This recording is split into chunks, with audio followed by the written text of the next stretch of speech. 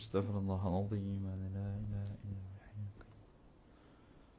استغفر الله العظيم الذي لا إله إلا هو الحي القيوم وأتوب إليه.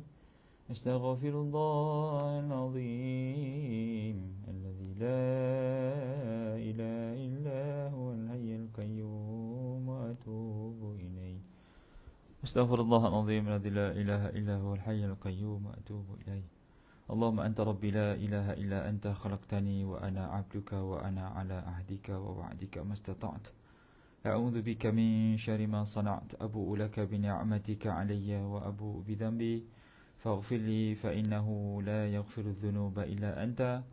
اللهم صل على سيدنا محمد وعلى آل سيدنا محمد كما صليت على سيدنا إبراهيم وعلى آل سيدنا إبراهيم وبارك على سيدنا محمد وعلى آل سيدنا محمد كما باركت على سيدنا إبراهيم وعلى آل سيدنا إبراهيم في العالمين إنك حميد مجيد. اللهم أنت ربي لا إله إلا أنت خلقتني وأنا عبدك وأنا على عهدك ووعدك ما استطعت. أعوذ بك من شر ما صنعت. أبوء لك بنعمتك علي وأبوء بذنبي فاغفر لي فإنه لا يغفر الذنوب إلا أنت. Assalamualaikum warahmatullahi wabarakatuh. Kita mulakan pertemuan pada pagi ini dengan membaca Ummul Kitab Al-Fatihah. A'udzu billahi minasy syaithanir rajim. Bismillahirrahmanirrahim. Alhamdulillahi rabbil alamin arrahmanir rahim maliki yaumiddin. إياك نعبد وإياك نستعين اهدنا الصراط المستقيم صراط الذين أنعمت عليهم غير المغضوب عليهم ولا الضالين آمين. إن الحمد لله نحمده ونستعينه ونستهديه ونستغفره ونعوذ بالله من شرور أنفسنا ومن سيئات أعمالنا. من يهده الله فلا مضل له ومن يضلل فلا هادي له. أشهد أن لا إله إلا الله وحده لا شريك له وأشهد أن سيدنا محمدا عبده ورسوله. سبحانك لا علم لنا إلا ما علمتنا إنك أنت العليم الحكيم. قال رب اشرح لي صدري ويسر لي أمري واحلل عقدة من لساني يفقهوا قولي. قد قال الله تعالى في كتابه الكريم بعد أعوذ بالله من الشيطان الرجيم. يا أيها الذين آمنوا اتقوا الله حق تقاته ولا تموتن إلا وأنتم مسلمون. Sadaqallahul azim. Tuan-tuan dan puan, muslimin muslimat, sidang hadirin yang dirahmati Allah Subhanahu wa taala sekalian. Pertama dan selamanya kita merafakkan syukur pada Allah Subhanahu wa taala kerana dengan limpahan kurnia, inayah dan kasih sayangnya jugalah dapat sama-sama kita bertemu pada pagi yang berbahagia pada hari ini. Hari ini dah 26 Oktober bersamaan dengan 29 Rabiul Awal. Maka boleh sebarkan dalam grup masing-masing, grup WhatsApp ke, lepas malam hari ni dah 29 Rabiul Awal. Mudah-mudahan Allah Subhanahu wa taala terus menganugerahkan kekuatannya kepada kita untuk melakukan ketaatan sebanyak mungkin. Ya, kerana tidak ada daya dan upaya, tidak ada hidayah yang paling hebat melainkan apabila Allah Taala berikan iman kepada seseorang hamba itu dan Allah Ta'ala mudahkan dia untuk melakukan ibadah. Maksudnya kalau Allah Ta'ala berikan iman, cahaya iman dan cahaya Islam, lalu tidak diilhamkan dan tidak diberikan hidayah untuk melakukan ketaatan, maka itu yang kita nampak ada orang Islam tapi munafik. Dia ada orang Islam yang beriman, orang Islam yang beriman yang mukhlisin. Yang mukhlisin ini dia buat ibadah kerana Allah Ta'ala. Ada orang Islam, orang mukmin yang muttaqin. Ada orang Islam, orang mukmin yang muhsinin. Ada orang Islam, orang mukmin yang mutawakkilin. Ada 9 sifat Allah Ta'ala gambarkan golongan manusia yang Allah sayang. Kalau kita boleh ulang balik dalam Quran ataupun antara beberapa perkara yang boleh kita recap balik, ulang balik. Allah sayang siapa? Muhsinin, orang yang suka buat baik. Maka ada orang mukmin yang suka buat baik, tetapi ada orang mukmin yang suka buat fasad. Allah sebut dalam Quran, innallaha yuhibbul muhsinin. Allah suka orang yang buat baik. Innallaha la yuhibbul mufsidin. Dan Allah tak suka orang yang suka buat kefasadan, keburukan. Yang kedua, Allah sebut innallaha yuhibbul muqsitin. Allah sayang orang yang adil. Pada masa yang sama Allah ungkapkan dalam Quran, innallaha la yuhibbul zalimin. Allah tak suka orang yang zalim. Allah suka orang mukmin yang buat adil. Allah tak suka orang mukmin yang zalim. Innallaha yuhibbul mutawakkilin. Allah sayang orang mutawakkil, orang mukmin yang bertawakal. Innallaha yuhibbut tawwabin wa yuhibbul mutatahhirin. Allah sayang orang mukmin yang tawwab, yang banyak bertaubat, dan pembersih, yang sentiasa membersihkan hati. Jadi subhanallah, di dalam Quran ada kriteria manusia yang Allah Subhanahu wa taala sayang. Muhsinin, yang suka buat baik, muqsitin, yang adil, tawabin, yang bertaubat, mutatahhirin, pembersih. Yang kelima, mutawakkilin, yang bertawakal. Yang keenam, Allahumma salli ala Muhammad, muttaqin, yang bertakwa. Yang ketujuh, Allah Subhanahu wa taala berfirman, innallaha yuhibbus sabirin, orang yang sabar. Yang ke-8, innallaha yuhibbul ladzina yuqatiluna fi sabilillahi saffa, orang yang mujahidin. Yang ke-8, orang yang berjihad. Yang ke-9, qul in kuntum tuhibbunallaha fattabi'uni yuhibbukumullah. Kalau kamu sayangkan Allah, ikutlah Rasulullah. Orang yang ittiba'i Rasulullah sallallahu alaihi wasallam. Maksudnya ada orang yang Allah Ta'ala angkat darjatnya di kalangan mereka yang Allah lebih sayang berbanding yang lain. Allah sayang kepada kita semua. Sebab tu Allah hidupkan kita sebagai manusia. Di kalangan manusia, ada yang Allah Ta'ala lebih sayang, iaitu Allah berikan dia hidayah Islam. Di kalangan orang Islam, ada yang Allah Ta'ala lebih sayang, Allah berikan dia kekuatan untuk melakukan ibadah. Maka syukur pada Allah Ta'ala kalau kita diberikan peluang untuk buat ibadah lalu kita raikan. Mewakili barisan AJK Surau An-Nur Fasa 3A Bandar Seremban Selatan, mengalu-alukan kedatangan tuan-tuan perempuan ke Facebook Surau. Dan sebarang sumbangan untuk dana pengajian surau boleh disalurkan ke 0501 2010 05 3038 Bank Islam. Dan sumbangan tuan-tuan perempuan terhadap membantu program-program surau didahului dengan ucapan jazakumullahu khairan katsira. Terima kasih berbanyak kepada kesudian tuan-tuan perempuan untuk sama-sama menyemarakkan kuliah-kuliah agama, khususnya di Negeri Sembilan dan juga Seremban, di mana surau Fasa An-Nur terletak di Bandar Seremban Selatan. Baik. Jadi tuan-tuan perempuan, itu adalah 9 kriteria manusia yang Allah Subhanahu wa taala sayang. Jadi saya ulang balik, siapakah ada 9 kriteria manusia yang Allah sayang? Siapa-siapa sempat tulis, tolong tulis dan boleh sebarkan. Allah sayang muhsinin. Innallaha yuhibbul muhsinin. Allah sayang orang yang suka buat baik. Satu. Yang kedua, innallaha yuhibbul muqsitin. Allah sayang orang yang adil. Dua.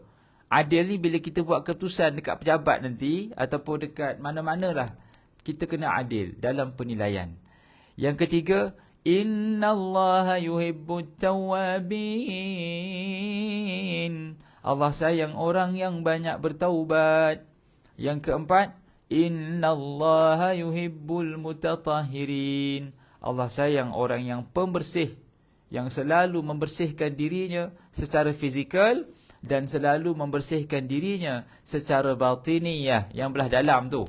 Beristighfarnya, bertaubatnya, banyakkan berselawatnya seorang-seorang.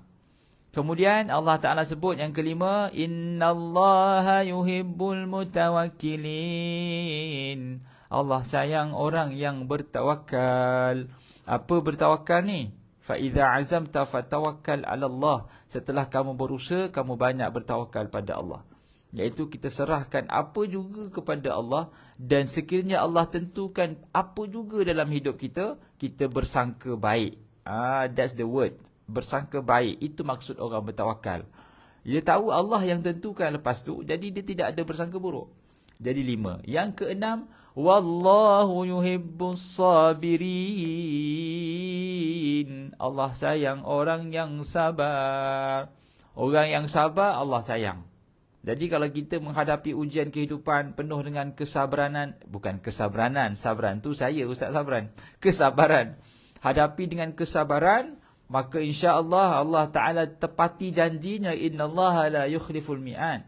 Allah tidak akan mungkiri janjinya kerana Allah sayang orang yang sabar. Yang ke-6, yang ke-7, innallaha yuhibbul muttaqin. Allah sayang orang yang bertakwa. Yang ke-8, Allah sayang orang yang mujahidin, yang berjihad di jalan Allah. Yang ke-9, Allah sayang orang yang ikut Rasulullah sallallahu alaihi wasallam. Maka itu adalah dipanggil sebagai muqaddimah.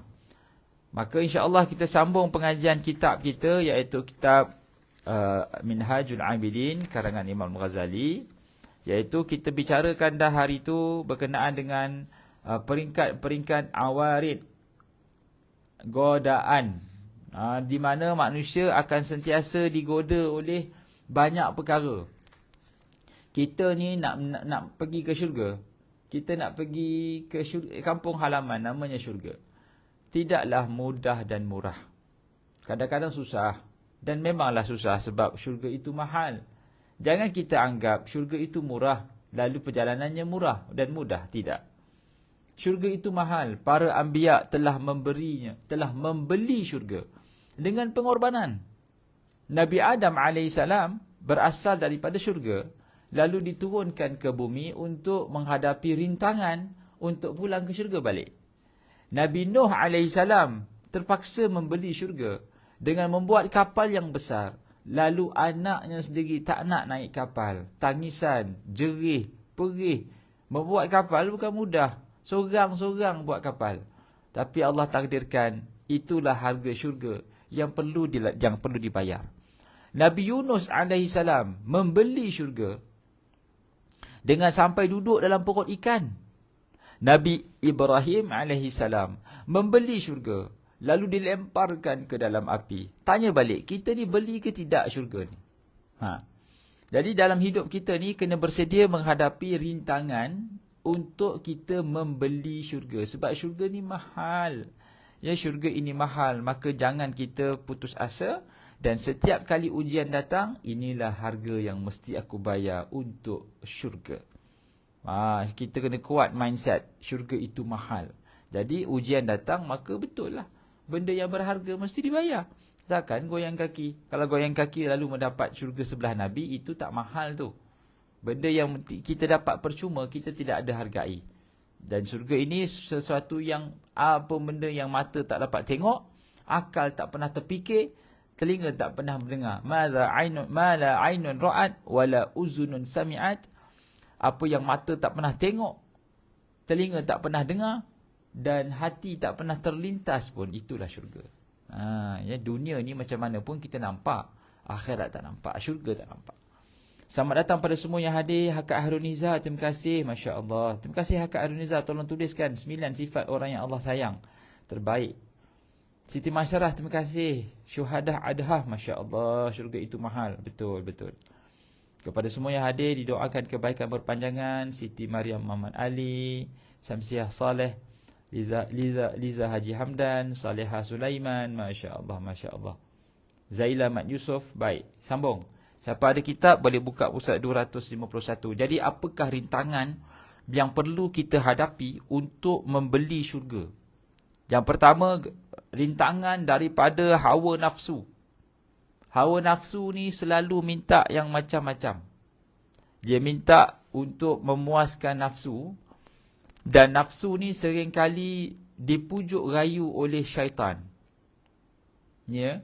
Dan apa juga yang kita rasa seronok nak buat, khususnya dalam bab-bab maksiat ataupun benda-benda yang mubah, kita kena ada letak satu dipanggil alam, ataupun loceng, ataupun dipanggil apa Maksudnya trigger. Maksudnya dia akan membangkitkan rasa aku kena bermujahadah, mana boleh sonok-sonok. Begitu. Dekat nafsu ni kita kena letak satu indikator. Kata orang putihnya indikator. Maksudnya dia menjadi satu isyarat kepada kita untuk berjaga-jaga kerana kita sedang memuaskan nafsu. Contohnya kalau kita makan tu keperluan. Tapi kalau kita makan berlebih-lebihan, dia dah mula masuk ke arah memuaskan nafsu. Betul. Kalau kita tengok sesuatu, kalau kita tengok atas dasar keperluan, lain harganya, lain pahalanya. Berbanding kita tengok hanya untuk puaskan nafsu. Kadang-kadang kita buka TikTok. Saya sendirilah kadang-kadang buka TikTok. Bila TikTok tu dah mula merapu, dah berjoget-joget, kadang-kadang kita terkesima dan terpaku. Saya minta maaf, betul-betul. Kadang-kadang saya pun terpaku juga. Tengok ada tarian-tarian apa semua tu. Jadi kadang-kadang kita rasa tekan pause. Kita kena tekan pause, berhenti sekejap. Aku ni buat ni tengah tengok maklumat ke, fakta ke, atau tengah puaskan nafsu. Kalau kita boleh tekan button pause, iaitu button jap. Maka itulah kekuatan yang Allah Ta'ala berikan pada anak Adam. Tak semua orang Allah Ta'ala bagi dia peluang tekan button pause. Button pause tahu. Kalau main game tu dia tekan start button tu pause. Dulu masa saya kecil-kecil saya cakap dia pause. Dah tekan pause belum? Bukan pause pause. Saya ingat lagi tekan pause. Kali cikgu English apa? Bukan pause. It's not pause. It's pause. Pause tu berhenti kejap. Kita tekan pause tu berhenti. Kemudian kita fikir bertenang. Apa yang ku buat ini betul ke? Di dalam Islam, Allah Ta'ala datangkan solat sebagai button pause. Allah Subhanahu Wa Ta'ala datangkan waktu solat sebagai button pause. Maksudnya kita ada button pause. Pause tu kira berhenti jap. Apa yang kita buat kadang-kadang mungkin salah ataupun berada di off track. Tekan button pause, kembali pada track yang sebenar. Boleh kita tekan button pause tu. Jadi subhanallah, dalam kita buat sesuatu, kita kena define, kita kena definasikan, kita sedang buat ibadah ke atau buat sesuatu yang memuaskan nafsu. Maka pertama sekali godaannya datang daripada tuntutan nafsu. Nafsu nak macam-macam. Satu. Yang kedua, datangnya daripada rezeki yang melimpah ruah. Bila rezeki datang melimpah ruah, tuan-tuan perempuan, maka itu juga dalam bentuk godaan. Bila Allah datangkan ujian rezeki, banyak. Kadang-kadang kita lupa nak bersyukur. Kita sampaikan ke peringkat kita over sangat dalam berbelanja. Tadi tu runtunan nafsu, yang kali ini adalah rezeki yang banyak. Apa rezeki yang banyak? Masa lapang. Apa rezeki yang banyak? Masih tenaga banyak, tenaga kuat, boleh angkat besi, boleh berlari 5 km. Itu semua nak kena dah tu. Saya lah suka berlari sangat, jogging 5 km, tak tahulah apa nak buat tu. Kalau budak muda suka main besi, angkat besi, bagi badan jadi abang sado. Untuk apa? Itu semua adalah perkara dipanggil ujian. Awarid, godaan. Apa lagi? Nikmat. Segala nikmat lah. Nikmat masa lapang, nikmat sihat, nikmat masa muda, nikmat kekayaan. Itu semua nikmat masa sihat yang Nabi sebut irtanim khamsan qabla khamsin. Kejarlah 5 sebelum 5. Mudamu sebelum tua, sihatmu sebelum sakit, lapangmu sebelum sempit. Dipanggil apa lagi? Hidupmu sebelum mati. Itu semua adalah nikmat yang akan kita jawab di hadapan Allah Ta'ala esok. Nabi sebut dalam hadis, tidak akan berganjak kaki anak Adam di padang mahsyar melainkan ditanya 4 nikmat. Yang pertama tentang umurnya, di manakah digunakan. Yang kedua ditanya tentang tenaganya, di manakah digunakan. Yang keempat ditanya tentang hartanya, mana dapat, mana belanjakan. Yang keempat ditanya tentang ilmunya, apa diguna. Jadi cerita bab nikmat ini banyak. Allah Ta'ala datangkan nikmat itu sebagai ujian bagi orang beriman. Jadi jangan sewenang-wenangnya kita anggap kita ni dapat sesuatu dan tidak akan ditanya. Afahasiban nasa ayyutraku ayyakulu amanna wa hum la yuftanun. Adakah manusia itu dibiarkan dia berkata aku dah beriman lalu tidak akan diuji? Allah tanya balik pada kita, kamu kata kamu beriman, lalu kamu nak ke syurga tanpa diuji? Begitu. Gitu. Allahu Akbar. Kadang-kadang kita rasa kena sepak dengan firman Allah Ta'ala dalam Quran. Kena sepak atau kena sepak. Kena penampar, kata orang Perak, kena penampar satu. Kata orang Perak, kata orang Perak dia dapat gitu, kena penampar. Dulu saya masa kecil-kecil, saya cakap kat Tok, balik kampung saya kat Sungai Siput Utara. Balik kampung je memang nak pergi Cepor. Cepor di tempat mandi sungai lah, sungai. Dekat Cepor tu ada sungai Cepor. Balik, Tok jom Cepor. Saya cakap, Cepor tu sungai lah. Tok saya kata, Cepor, penampar baru tahu. Kena penampar. Terus diam. Tok saya garang. Tok saya dulu ni guru besar. Guru besar sekolah. Guru besar SK Lasah. Jadi bila dia guru besar, dia memang kuat barah lah, tak adalah disiplin. Cepor, penampar kan. Dan dalam banyak-banyak cucu, yang paling dia tewas sekali saya lah. Elok Tok marah, saya baru cucu yang first batch yang bongsu. Cucu Tok saya ni dia ada 2 batch. Sebab anak Tok saya ni ada 2 batch. Satu batch yang senior, Pak Lang dengan mak saya. Batch yang kedua junior sikit, Pak Lang, Pak Uda, Mak Su. Dia bawah sini. Jadi batch yang atas ni anak kahwin cepat dan anak ramai. Cepat anak ada. Saya ni dalam batch yang pertama, Pak Long, Pak Ngah dengan mak saya ni. Saya anak yang paling cucu yang paling bongsu di antara 3 ni tadi. Jadi saya ni Tok baru nak marah, saya pergi dekat Tok saya pegang perut dia. Pegang perut dia. Tok kata, "Wish budak sabran ni." Aku marah terus dia pegang perut. Lah. Tak jadilah penampar. Baik, jadi seakan-akan kita ni ditampar oleh Allah Ta'ala. Ayat penampar, ayat Allah Ta'ala sepak kita, wake up call, bangun. Adakah disebabkan nikmat yang banyak ni, kamu terleka dan terlupa, dan kamu boleh berkata kamu telah beriman kepada aku, sedangkan kamu tidak menghadapi ujian dengan betul? Maksudnya apa? Maksudnya bila Allah datangkan platformnya, maka kita zahirkan kemahiran yang betul dalam menghadapi ujian. Ada tuntutan-tuntutannya. Cucu pandai ambil hati atuk ni. Itu dah arwah dah atuk saya, Allah. Aku rindu betul dekat atuk. Itu kenangan-kenangan dengan atuk lah. Baik. Jadi Allah Ta'ala datangkan nikmat ni bukan untuk kita seronok-seronok saja, tetapi nikmat itu adalah godaan, rintangan untuk kita zahirkan ketaatan. Ustaz kecil-kecil, nakal kecil-kecil. Itulah tu. Berjaya. Alhamdulillah. Amin. Dia ada banyak akal dia. Dia banyak akal. Budak yang banyak akal ni, mak saya cakap lah, budak yang banyak akal ni, dia banyak benda dipikir. Banyak benda dipikir. Maksudnya dia bukan satu benda je. Kalau bagi satu benda, dia banyak fikir. Fikir 1, fikir 2, fikir 3. Benda yang sama. Dan saya pun perasan juga, bila kat sekolah tu, cikgu bagi Lego, cikgu bagi satu Lego, dan cikgu bagi gambar. Buat, ikut gambar. Yang saya bukan ikut gambar, saya ikut benda lain, suka hati buat sendiri. Marah ada cikgu, kamu ni saya suruh buat ikut gambar, yang kamu buat ikut suka hati ni kenapa? Sebab Lego tu bapak saya dah beli dah dekat rumah, jadi dah boring ikut gambar tu.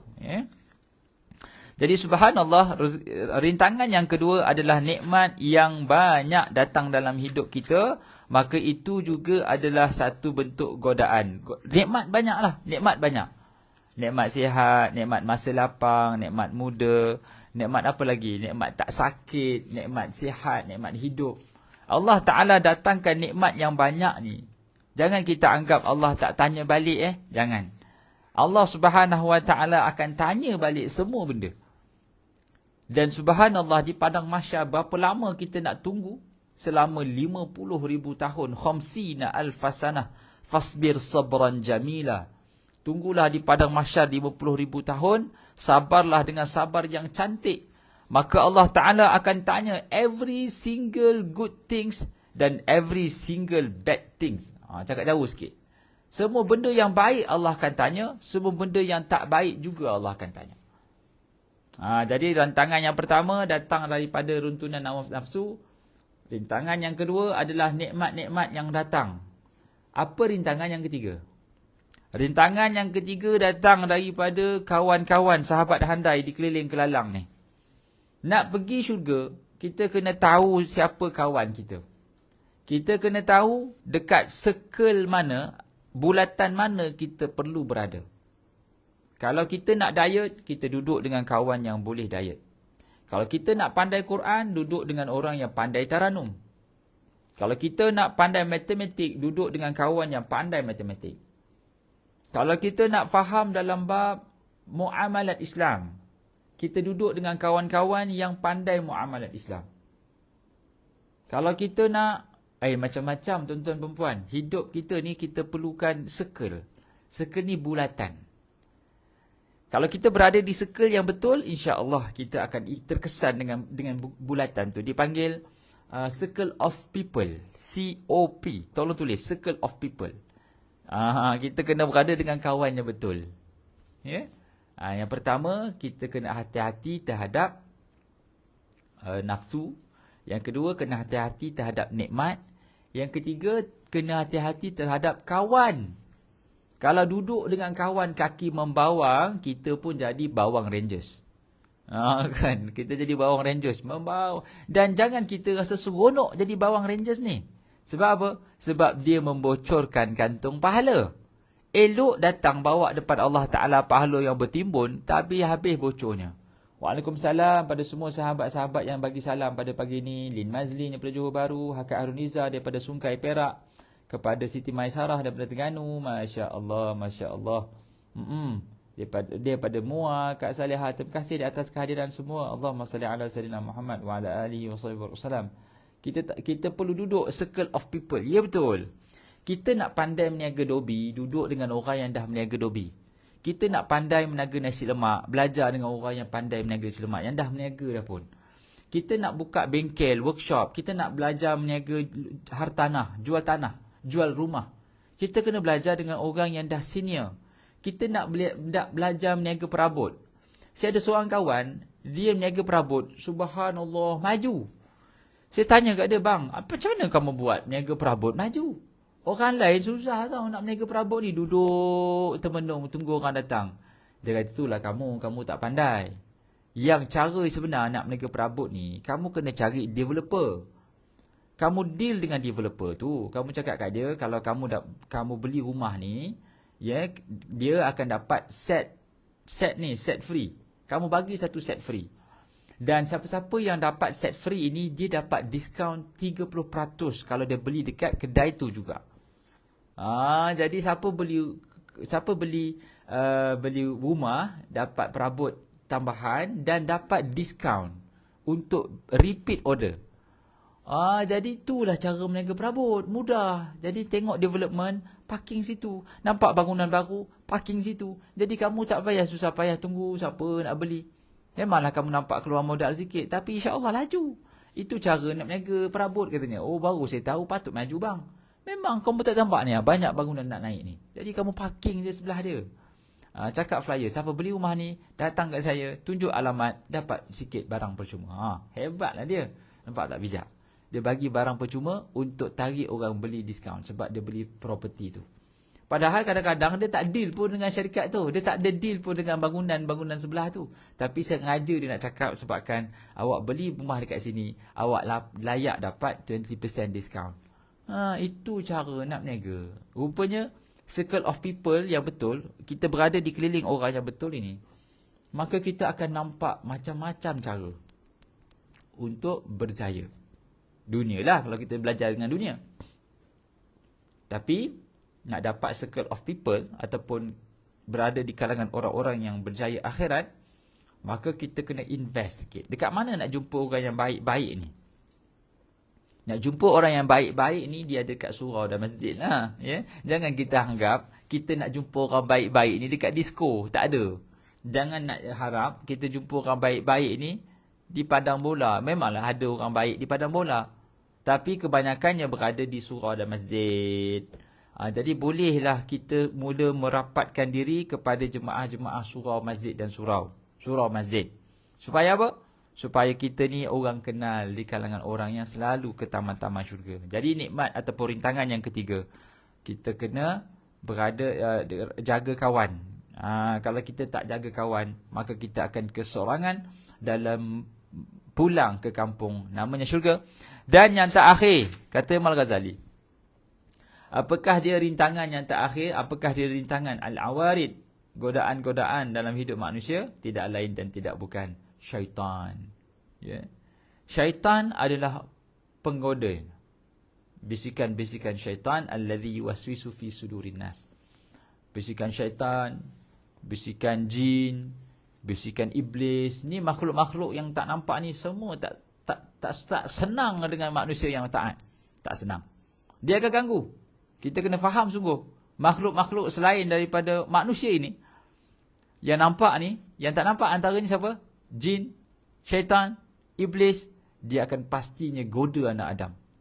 Dia akan goda kita sampai rapat betul ke dinding. Jangan macam-macam. Lagi kuat kita taat pada Allah Ta'ala, lagi dia datang ujian. Dia datang ujian daripada suami yang menyakitkan hati.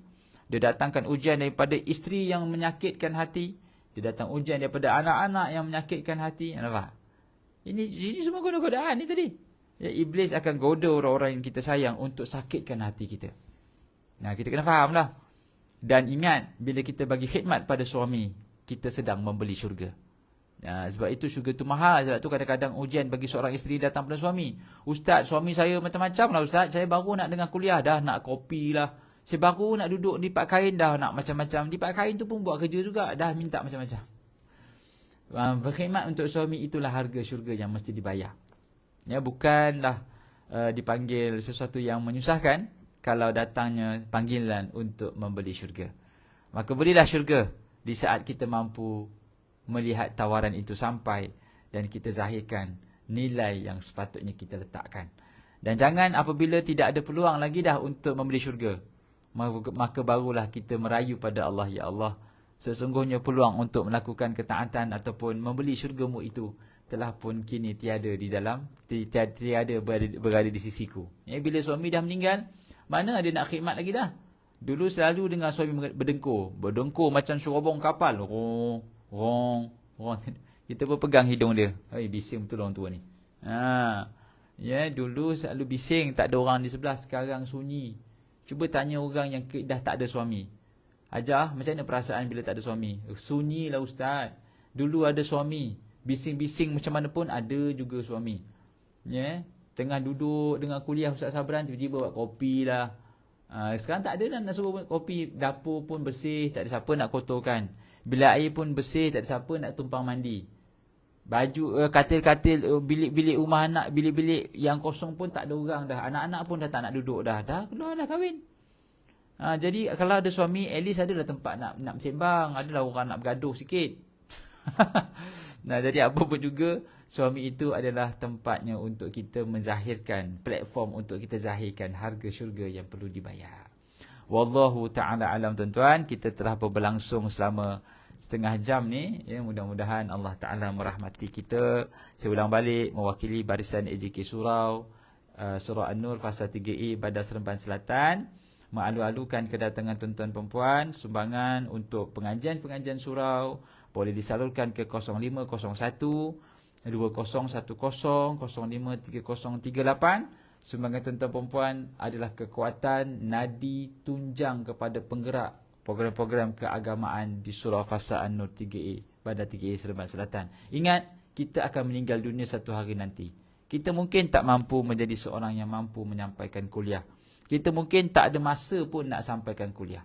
Tapi kita boleh menjadi mata rantai yang menyebabkan kuliah-kuliah agama, program-program agama menjadi subur di tempat kita, bahkan di tempat lain. Allah akan tanya, duit yang kamu ada, kamu buat apa?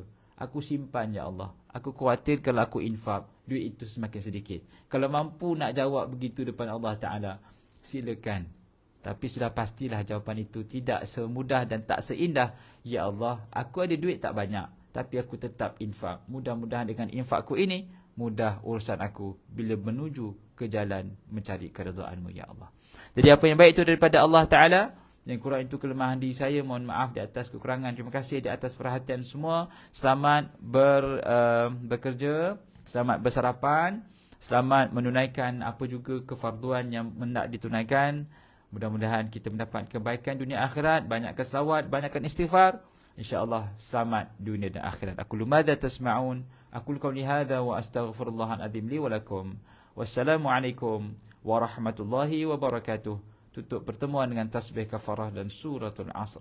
Subhanakallahumma wa bihamdika asyhadu an la ilaha illa anta astaghfiruka wa atubu ilaik. Bismillahirrahmanirrahim. Wal 'asri innal insana lafi khusr illa alladhina amanu wa 'amilus salihat wa tawassaw bil haqqi wa tawassaw bis sabr. Saya akan bersiaran di TV Al-Hijrah pukul 11 pagi nanti. Jemput tengok sahabat-sahabat pukul 11 pagi insya-Allah. Assalamualaikum.